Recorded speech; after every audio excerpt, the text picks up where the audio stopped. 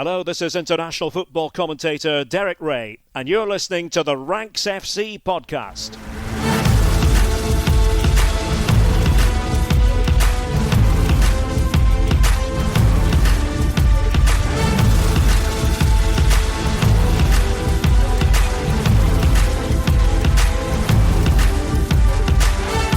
Hello, Rank Squad, and welcome to Ranks FC. It's your favorite transatlantic football podcast. And today, it's still a transatlantic football podcast today because you've got me, Jack Collins. There's no Dean Jones today, but I'm delighted to say that I'm joined by the brilliant Casey Settleman, head of content and lead soccer guy for one of the fastest growing media networks in the business, Snapback Sports, and a proud member of the Rank Squad to boot. Casey, how you doing? I'm so delighted to have you here on the channel. Yeah, I'm fantastic. I was just telling you, I feel like this whole journey was worth it. The fact that I get to be on a show that I've been listening to for so long. So I'm very excited.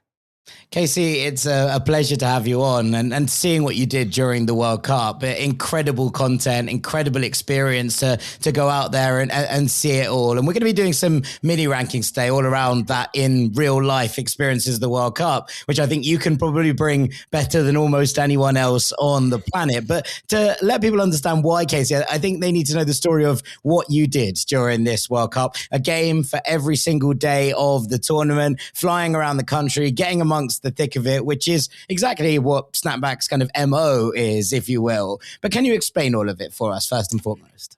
Yeah, so Snapback Sports, we travel the world, mostly the United States, looking for the best experience in sports. And I am the soccer guy, football guy at the company. So when the World Cup got announced it was coming here, we were going through our plans of what we're going to do. And what I pitched was a 6-part series, which was visiting one country for each continent and comparing between the 6.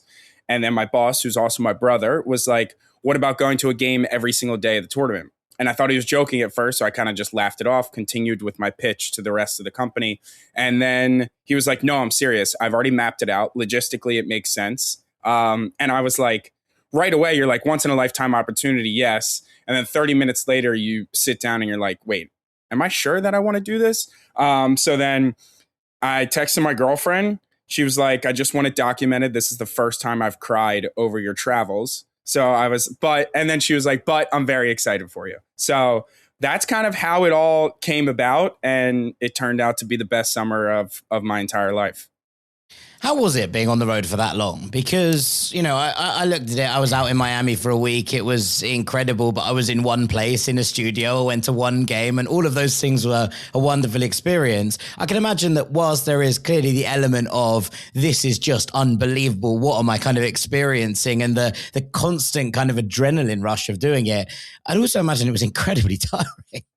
Yeah, it was tough, of course, being on the road, you know, I was getting between 3 to 5 hours of sleep pretty much every single night because I was taking the first flight out every morning to get there in time to do as much coverage around the game and then the game itself as possible. I think a couple big things that helped was I live in New York City and I went to 5 games at MetLife. So being able to like come home, although you don't feel settled at all, just sleeping in your own bed was a nice break. And then also my brother lives in Miami, which I went to, I believe, 4 games there, which I also, you know, you sleep in a guest room, but it's not a hotel. You have people cooking your meal when you get home from the game. So I think that was very key. If I didn't live or have people in any of the host cities, I think it would have been way more difficult, just hotels for 39 straight days. But that was a helpful component of it. Yeah, I mean, look, home comfort's always welcome, I think, when you find these days on the road. Totally.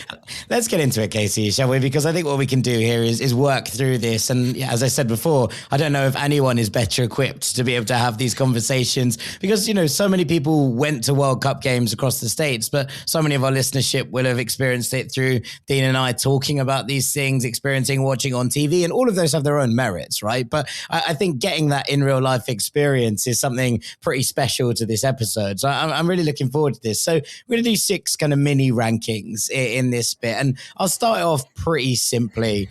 Kind of 3, 2, 1. What were your favorite 3 games that you saw during the World Cup? Yeah, so at 3 was Algeria, Austria. This one kind of felt like it was forgotten about. It was late at night, and like the first half was as boring as people expected it to be, frankly. And then it all kicked off. Obviously, the 2 goals in extra time, both teams going through, only Algeria going through, then back to both teams advancing. Like, it was just so insane that, and I think it's almost cool that I feel like it was a little bit slept, like people were literally asleep for it, and like it didn't get as much coverage. So I kind of loved that a little bit. That game was out of control just based off of expectation wise. People were like, they're going to go for a draw. It's going to be boring. And then it ended up being insane. Number 2 is Argentina, Cabo Verde. I mean, this one, you really don't need to explain, like the fact that they took them as far as they did. Getting to see Messi score as someone who never gotten to see him score live in person before. So adding that along with that. And then obviously that goal, I can't even fathom when that went in. I was deep in the Argentina section and like I couldn't celebrate, but seeing that, I was like, that's insanity. And then finally, number 1 is England, Mexico at the Azteca. That's an experience that you can't get. And I mean, the game itself was obviously insane. The goals, 10 men. But the experience was like nothing you can get in American sport for someone who's gone to 150 sporting events. This was like nothing I've seen before. It's a funny one. And look, we might come back to that when we come back to atmospheres a little bit later on, I'd imagine. But I think what's really kind of biblical about that game is the weather going on around it, the delay, the conversations we'd had for days about altitude, and then it all making, into this wild end-to-end encounter where both teams it was a heavyweight contest, right? 2 sluggers in the ring just hammering at each other for as much as you could imagine. And I think that all of it, I was sitting in a cabana in Miami watching it with a thunderstorm going on there. And I was like, this is pretty biblical. And I'm watching it on TV. You get to speak to people who'd come back from Mexico the week after. And it was like, I don't think I'm ever going to experience anything like that in my life. And, I was talking to Jim Proudfoot, the commentator. He's like, it's always easy to be recency biased, but that's the best game I've ever seen. He's like, but I think it is the best game I've ever seen. It had absolutely everything that you would have wanted. And I think it probably will be, in many ways, the defining game of this World Cup, the one that will stand out in years to come. But I love that you picked up on the Algeria-Austria game. That's such a great shout because I was on at 4 a.m. here in the UK. So there was a lot of people asleep already. But I think what was fun about it from that perspective is I know a lot of people who had like bets on Austria progressing, on Algeria progressing, they're working out the third place teams. And that late goal being like, they've completely ruined it. I've bet across 4 different groups. And it's all been ruined by this game. And then getting the kind of reaction back to it as well the other way. For a game that was supposed to be the dullest game of this World Cup, I think what it delivered compared to what was expected is always quite special. Yeah. It was fantastic. And a lot of people, this was the last day, and a lot of people were telling me to change my schedule because this was Portugal, Colombia. And they were like that. And then that ended up obviously not being super entertaining. And then getting this after was just amazing. Yeah. The decision to hold your ground on that one very much paid off, Casey. Absolutely. All right, let's go on to something slightly different. Your favorite 3 stadiums that you visited. And look, I think this is really interesting because obviously there is differences in terms of some of these stadiums, especially in Mexico and Canada, are places that have been built for soccer. We kind of go around it. You could add Seattle into that list as well. And then you're going around and experiencing things that you've probably been to from, an American football perspective before, and seeing them in a different form. So I'm really intrigued to what you made of this. Yeah, I'd imagine my list is going to be extremely different from anyone else visiting who was, I saw so many videos that were like, we need to apologize to Americans. These stadiums are insane, yada, yada, yada. But like you said, I've been to all of them. So I do need to give a shout out to Atlanta and Dallas. Both of those stadiums are absolutely fantastic, but I've been to both multiple times. Atlanta also for soccer and American football. So my list is Vancouver at 3, just because I think a lot of people talked about how awful that stadium was. So I went in with really low expectations, and I actually thought it was fantastic. Everything from the concourse to the view from every seat, because I had the cheapest ticket at every single game. So I was always up top. So I was like, how good is the view from all the way up top? Vancouver was great. Number 2 was Toronto, where smallest stadium, they had to put in the temporary seats to get it to enough capacity, but it's right on the water.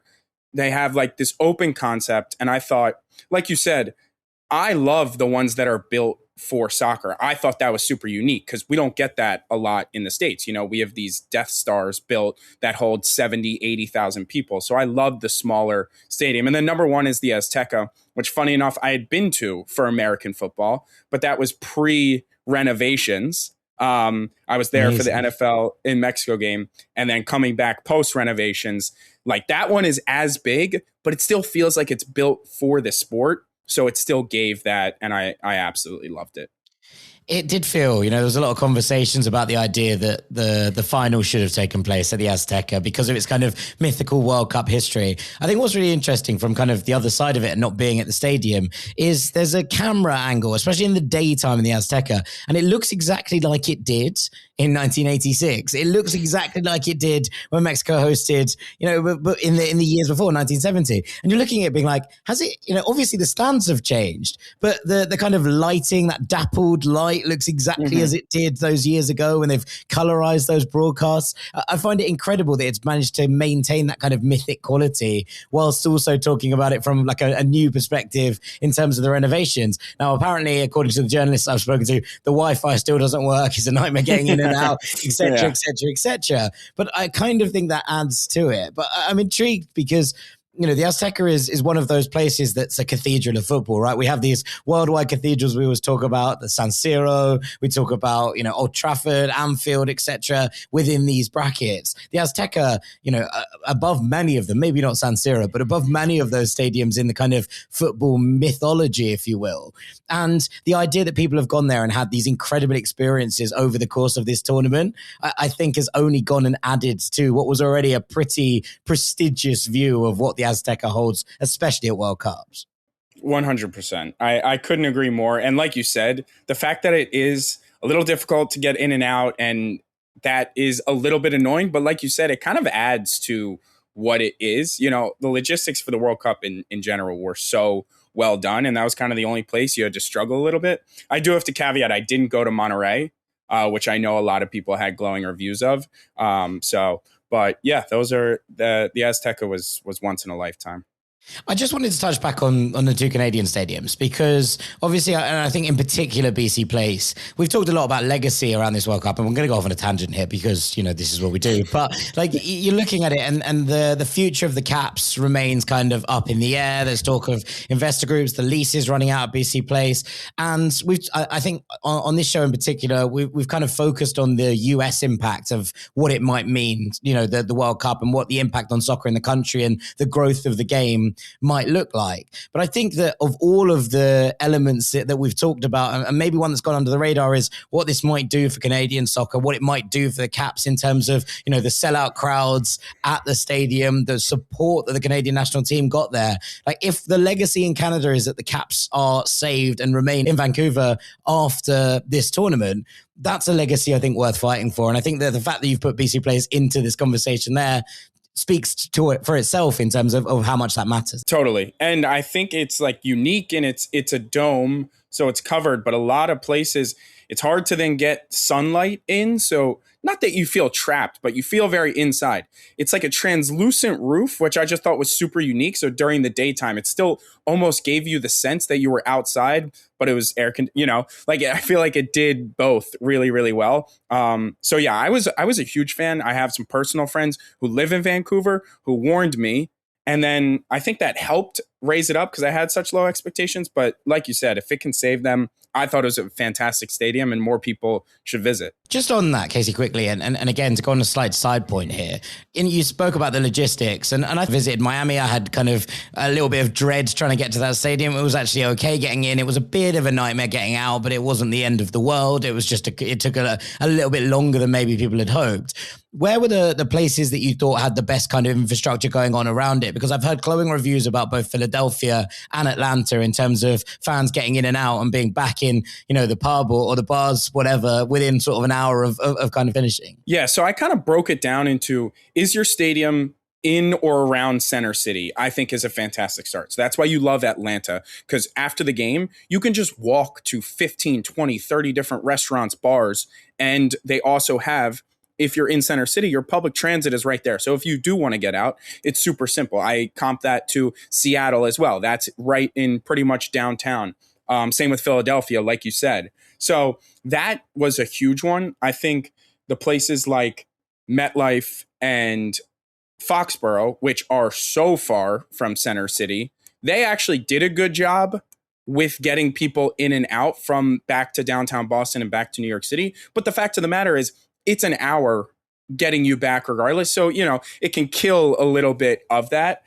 So Vancouver and Toronto, partly why I love them so much is because they're massive cities that are close or right in the middle of downtown, and their public transit is super simple. So it's like, it would be like if New York City had the stadium essentially in Central Park. Like, you would just be able to get around, walk to restaurants and bars. So yeah, I was a huge fan of both the Canadian cities. That's partly why I loved it so much. And then obviously we talked about the Azteca and the issues that came from that. But when you create such a special experience, we let you off when it takes a little to get out. Yeah, I think that's fair. I mean, I loved it. I'd never been to Hard Rock before, and seeing the kind of vastness of it was really quite something for me. But those 2 hours afterwards, getting a bus and getting an Uber from where the bus dropped you off did kind of kill the momentum of an evening. I think a little bit, especially when the game ends a little bit later. But we are where we are. I'll tell you what, let's combine those two conversations, because you spoke about the games that you love the most in terms of on the pitch, but what were the three best game atmospheres that you went to, which kind of does mix these up in terms of, we'll do fan bases after this, but those individual games that had the best atmospheres around them?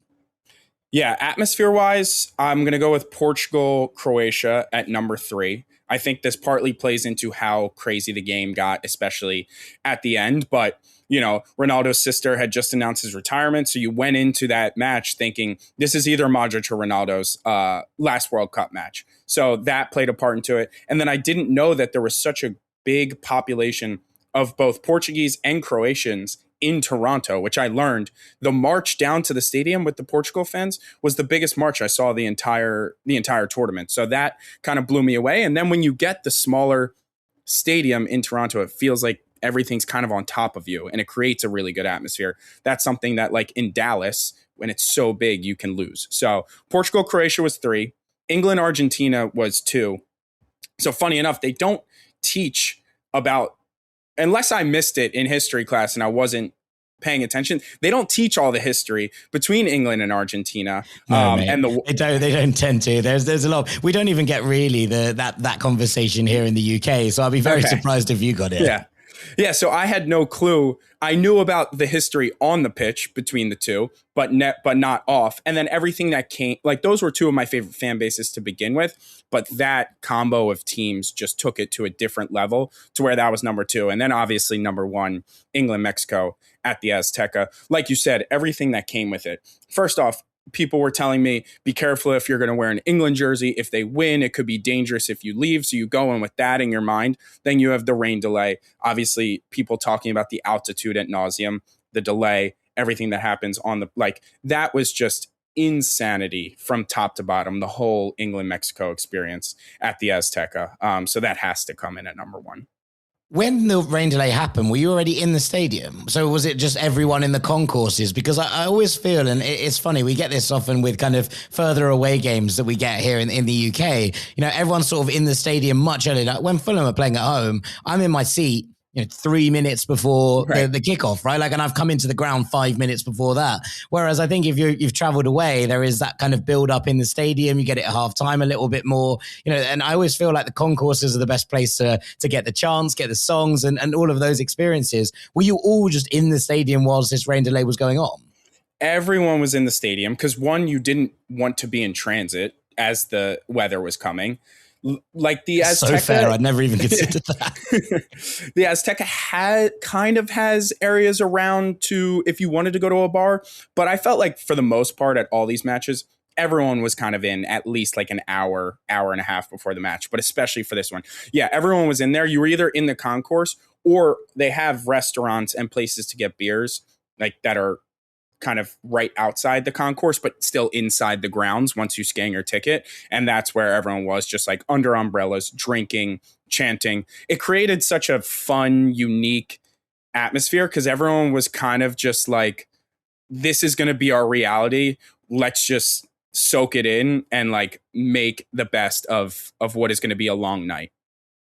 So 2 more questions on this. One, I know you were at the US-Australia game, and I had friends in Seattle who were covering that and making things happen. And I think that maybe the most iconic piece of commentary that might come out of this World Cup is Freeman's goal is good, and the ground shakes in Seattle. And I think it's just this wonderful thing. And then obviously there's the end of that game, and knowing that the US have got through the group stage, they've won the group. I was a little surprised you didn't have this in there.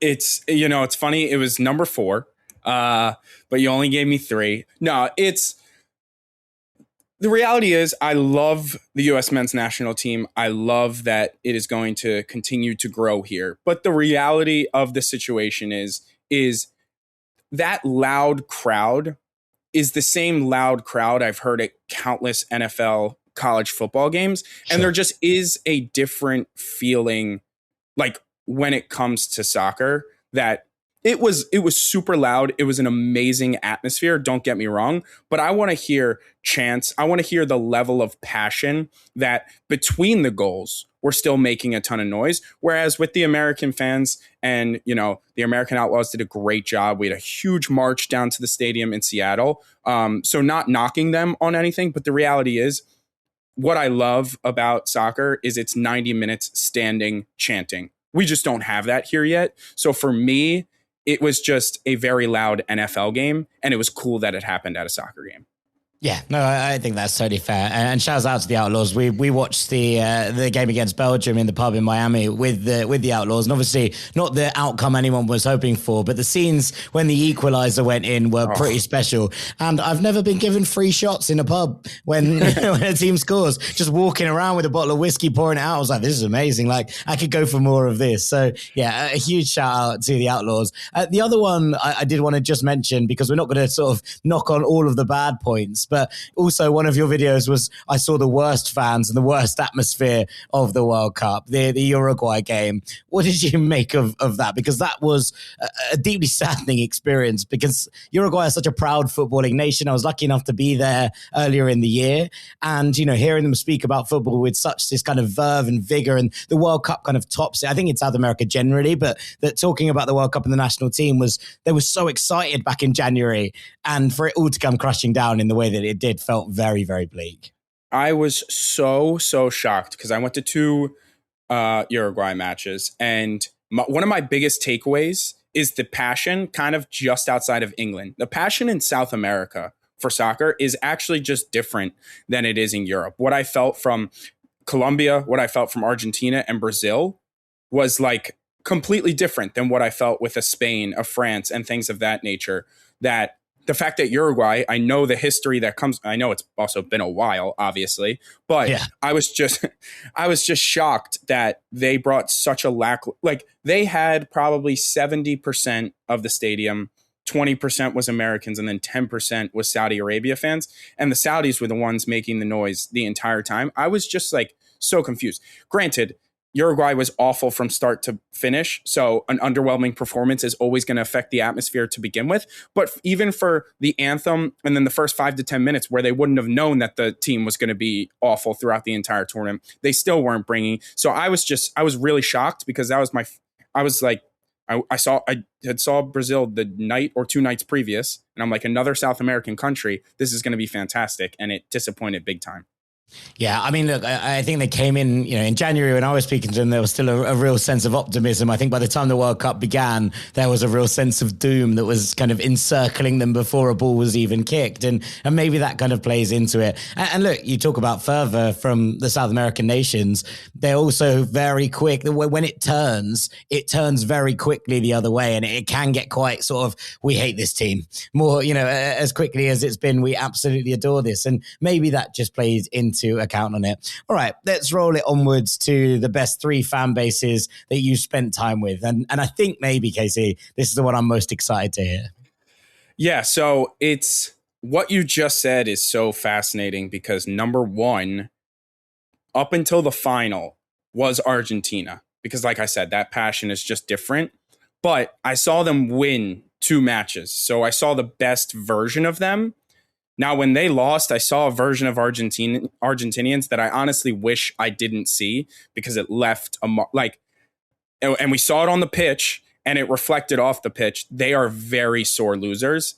And this means everything to them at a World Cup final. That is not lost on me, but there is still, you can be as upset as you want without harassing Spanish fans around you. And it's not like people were provoking them or anything like that. So it is unfortunate because I loved being around them. The passion they have, especially watching Messi potentially final World Cup, it was just different. And it was so special to feel that. And luckily I got that experience as they were winning, but then that left a little knock on me after. So number 3 is Norway. They were fantastic. I mean, a country that small with such little history, bringing over this level of passion and just fun, honestly, from them. And then, the team performance definitely aids in that. But I saw them versus France playing their B team, getting absolutely trounced.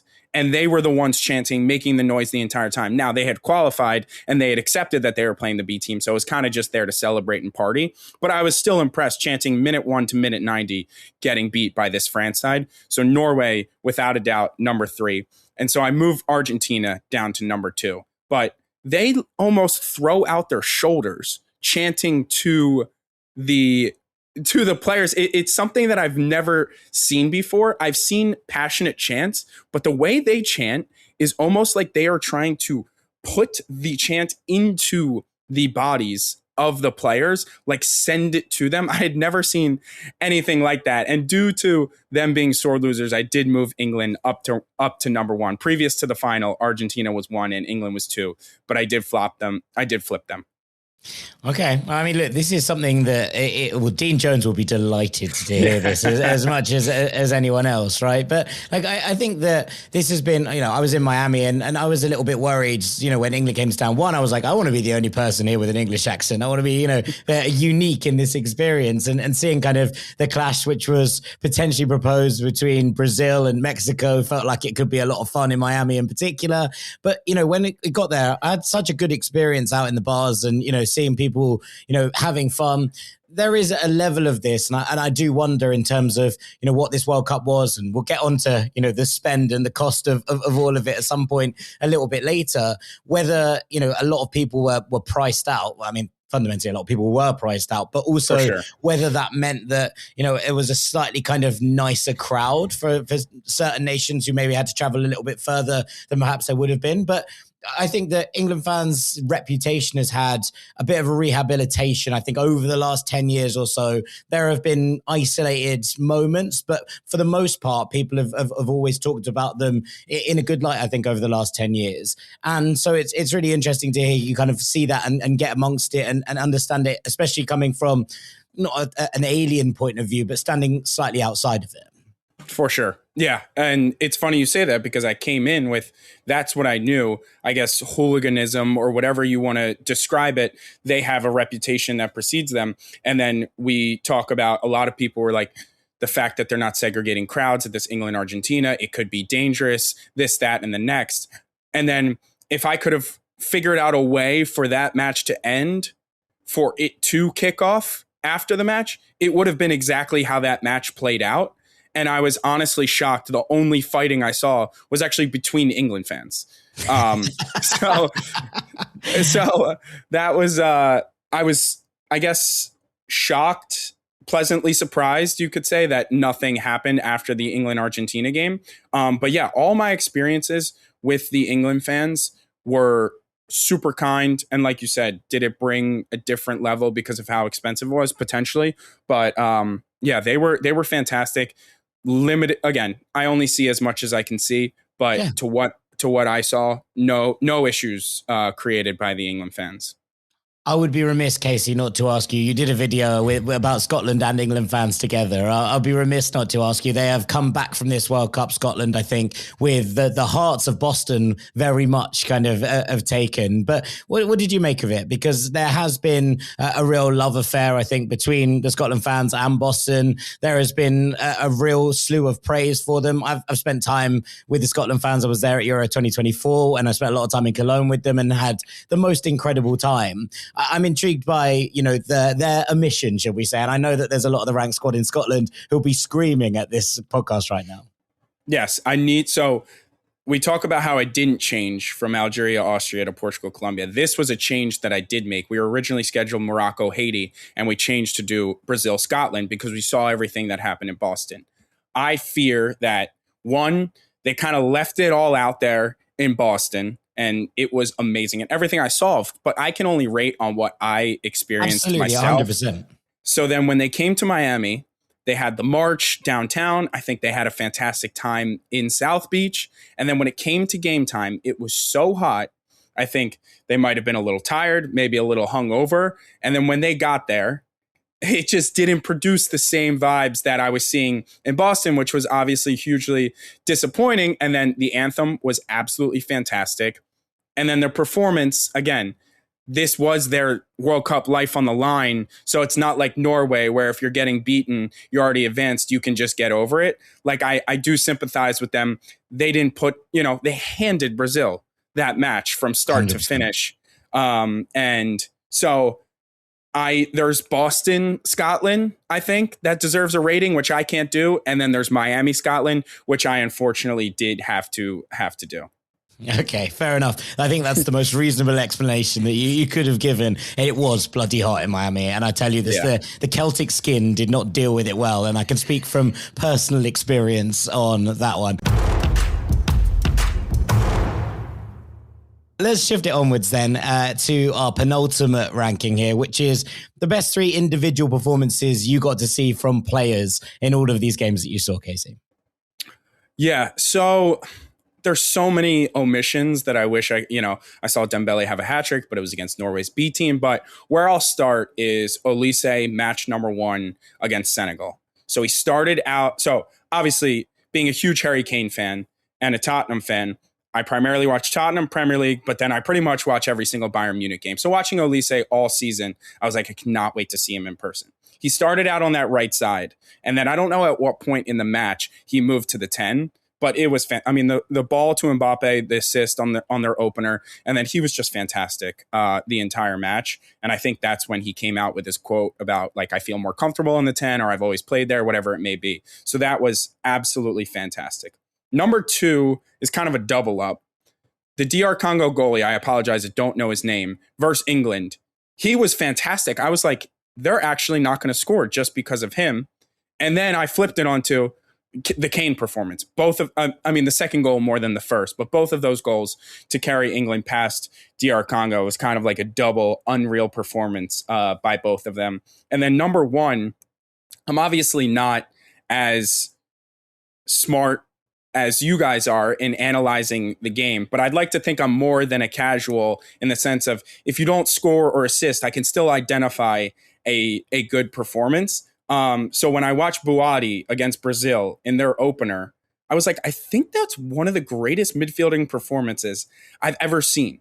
And then I go to Twitter after the match and everybody's talking about it. And I was like, okay, good. Everyone just saw what I saw, and he's getting linked to every big club in the world after that performance. But I walked away. I was like, that was fantastic. I mean, he was very, very special. We did a couple of episodes in the middle of it being like, his transfer value was already pretty high, but it has skyrocketed. I love your number 2 there, though. Lionel Mpassi, who's been the backup goalkeeper for Le Havre, right, for the past season, behind Maura Diaw, who played for Senegal over the course of this World Cup. So seeing them both, Le Havre have had some impressive goalkeeping performances to be like, there you go, these are the guys. But the idea of it being like, oh, it's the keeper, and then seeing Harry Kane be the man to turn it around, I think is an excellent double up. I very much enjoyed that, KC. They are some there's some really special things I think you've seen in all of these moments. And look, just to finish it off, and something slightly more off the beaten track, if you will. I know that at Snapback, you do the food at the stadium is a big part of the experience, and we'll talk a little bit more about that and the rating system at the end of the podcast. But also, where did you get the best stadium food, and what were the experiences like? Because this is something that I and plenty of others cannot speak about at all. Yeah, so I have three. So starting with BC Place, partly maybe why I loved Vancouver and BC Place. I got short rib poutine and Hawaiian pizza. I'd never had Hawaiian pizza before. I don't know why I didn't. I always was in the camp of, oh, pineapple on pizza is horrible. But I tried it. It was actually fantastic. I mean, for stadium food. So BC Place comes in at number 3. MetLife Stadium, I got a lobster roll. And people were like, why are you getting fresh seafood at a stadium? But it was fantastic, and I felt great after the fact, which was people's concerns. Anyway, so that was very good. And then number 1, Atlanta is kind of a combination because you can get Chick-fil-A there, which I absolutely love Chick-fil-A, which I feel like is just a hack that they serve it at their stadium. And then also before the semifinal, they had a $20 like value meal essentially, where I got popcorn, hot dog, chicken tenders, fries, nachos, pretzel, and a fountain soda, all for $20. And a pizza. And were all the items great? No, but if you hit on half of them, you're still getting way more of your value for $20. So, and they do their concessions well priced the entire time, but this was something special that they made for their last game they were hosting. And I think that deserved a shout as well. Yeah, bang for your buck, always important in these ones. It's funny because the only stadium food I had on my travels was when I went to the Marlins in Miami, and they did the machete, which is like the 2-foot long quesadilla, which was absolutely incredible, but also costs more than your entire value meal that you've just described right there. So I'm feeling a little bit gutted. Atlanta is I think the stadium. I'd love to go to Lumen Field, and I'd love to go and see the Sounders play there. But I think going to see the Five Stripes play at Mercedes-Benz and going and experiencing that stadium and that atmosphere and it being in the middle of town is right up at the top of my hit list, I think, in terms of MLS. So you're selling me even more, Casey. So thank you. And look, that will take us to the end of these rankings. But just, a couple of other points. I was reading your brother's kind of write-up of the cost that it took to go to all of these games, $85,000 effectively to do this entire trip. And the way that you guys have posted that and shown how the costs were all covered and all of those things, I think is really cool, right? Like as just the transparency of all of that. But it was an expensive World Cup. I mean, look, not everyone has gone to 33 games, right? So it's going to be different in terms of where you go. But I mean, what did you make of the fact that it was the tickets cost what they did, that the travel would have cost what it did for people to follow their national teams about? What did you make to it as a kind of general point? Yeah, I mean, it's unfortunately, as an American, just something we're used to. I mean, my brother just paid, I don't even know how much to go to an NBA Finals Knicks game, in New York. So in the worst way ever possible, we are almost desensitized to it, which sucks to say. But especially soccer, football, the people's game, the world game, whatever it may be, I understand people's aversion to how much this costs. I was talking to an Argentinian fan before the final who talked about how his ticket to the final in Qatar was $750, and because it was so cheap, he ended up flying his dad out, flights, hotels, ticket, all comped for less than his ticket to just the final in New York was. So I understand everyone's complaints around it, and it of course made certain atmospheres way worse. It also, a little bit of it made me appreciate like how well Argentinians traveled and how they literally will save everything just to be at it, the Argentina World Cup. Same with England fans. It almost made me appreciate more. And that's of course unfair because, some money is just something you can't avoid, but it does make me appreciate more how much certain fan bases were willing to spend to be there because it means so much to them. So it sucks. That's the bottom line. But there are, I guess, some silver linings around it you can try and find. No, I mean, look, you have to take it at face value, right? And there is already this push to take the World Cup back in 2038, which I imagine will be a delight to American soccer fans, but also the rest of the world being like, oh no, please. But like, you spoke about Norway earlier and those fan bases. Norway is a country with, a really, really strong economy where, the minimum wage is so incredibly high, the strong GDP of it. We talk about countries traveling brilliantly, and Norway did travel brilliantly. This shouldn't take away from anything that they did and any of the love that they've gotten, but it's more amenable, right? Like it's more available to the country, considering the fact that it is a wealthy nation. And the thing I think that makes me sad about this is not the idea that, we have to cap ticket prices or anything like that. One, I think that they should have given 1,000 tickets to schools or local soccer clubs in the areas to kind of inspire that next generation and allow them to experience it in the flesh. That's kind of at odds with what this tournament has looked like from a financial perspective. Right. And two, I think we didn't get quite the same color, around some of these games.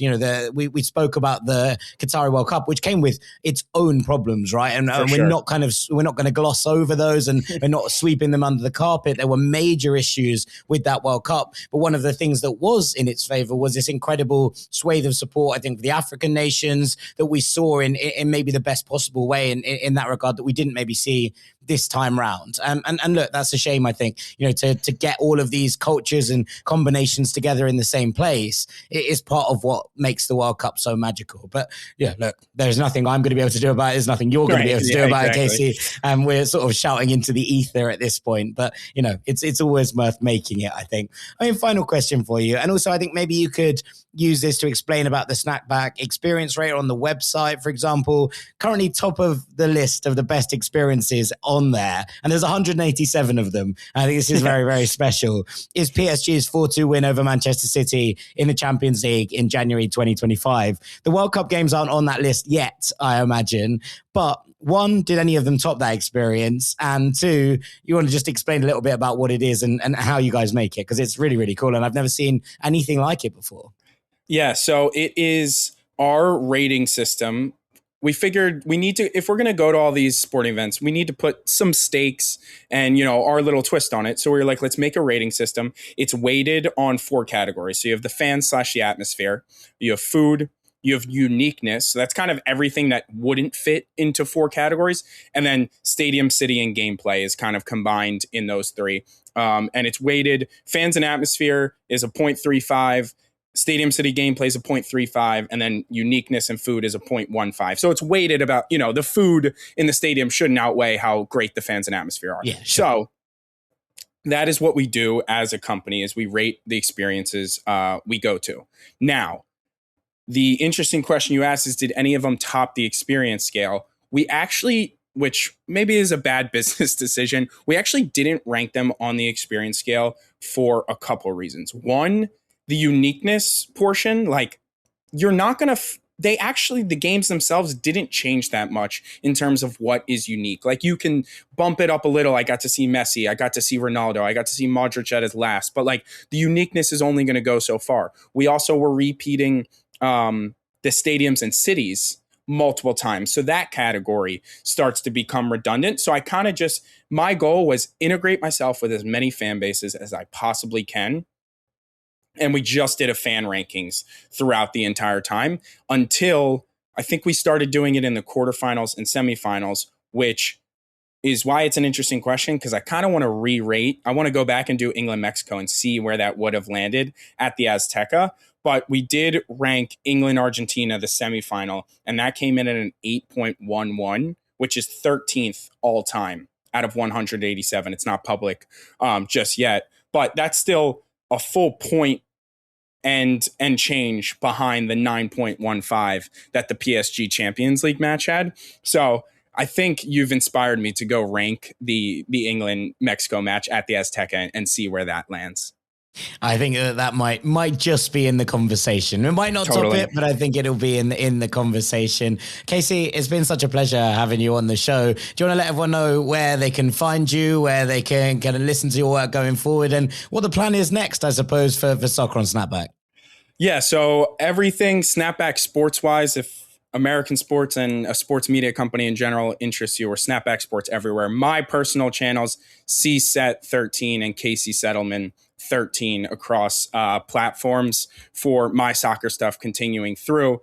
And speaking of that, and speaking of the price thing you were talking about earlier, my goal is to continue making soccer content through this year and then hopefully live in London for the 27-28 season, follow Tottenham, go to a bunch of away days for different teams, and then do this all again at the Euros, which people have told me when I tease that it's going to be much cheaper than it was to do it here. So yeah, that's my goal is to live in London for a year, potentially go to as many Tottenham games as possible, see as many different.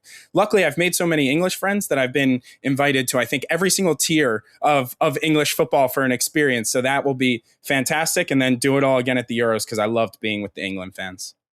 Well, Casey, you also have an open invite to Craven Cottage whenever you need it as well. Mate, it's been such a pleasure having you on the show. Thank you so much for taking the time out and sharing your experiences with us. I think this has been such a unique thing, and I've been so impressed with everything you've done over the course of this tournament, my friend.